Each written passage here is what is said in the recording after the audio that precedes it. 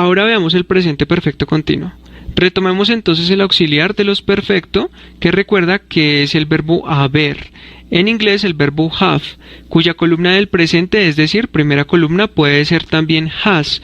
Eso dependerá del pronombre que estés usando. El segundo verbo auxiliar que retomaremos aquí será el verbo estar. En inglés el verbo be. Esta vez utilizamos la tercera columna para significar estado. Y será la misma palabra sin importar el pronombre que uses, siempre será been.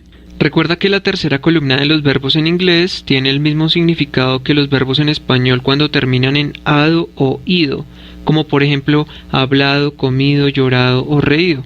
En este caso, estado. Eso para el auxiliar estar, been, estado. Ahora bien, para el verbo que estamos conjugando, es decir, para significar hablando, le agregaremos ing al verbo, es decir, speaking.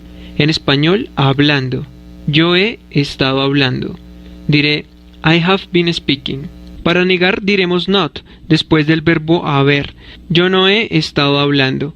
Para la forma corta puedes unir el pronombre con el verbo have, I've. Para preguntar pondremos primero el auxiliar haber y luego el resto de las palabras. Para las preguntas negativas puedes agregar not después del pronombre si lo haces de manera larga, pero si lo haces de manera corta primero irá el verbo have y la palabra not unidos, haven't. Finalmente recuerda agregar bien las letras ing al verbo según cada tipo de verbo. Ahora bien, para este tiempo gramatical, have o has significa haber en presente. Según el pronombre que utilices significa yo he, tú has, él ha, ellas han, nosotros hemos y así.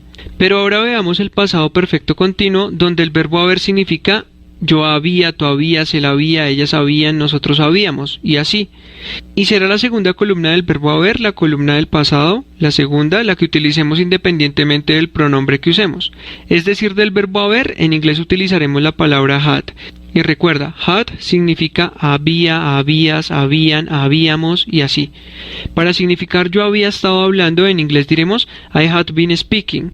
El orden de las demás palabras es igual que en presente perfecto continuo, siendo la única diferencia que aquí en pasado perfecto continuo utilizamos el verbo haber con la segunda columna de los verbos y no con la primera.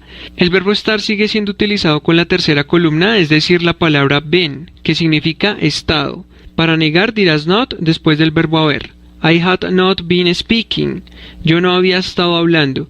Para las preguntas el verbo auxiliar irá antes del pronombre, y si quieres escribir la pregunta negativa en forma corta debes unir el auxiliar had con la palabra not, hadn't. Hadn't I been speaking? ¿Yo no había estado hablando? Finalmente recuerda agregar bien las letras ing al verbo que estás conjugando según cada tipo de verbo.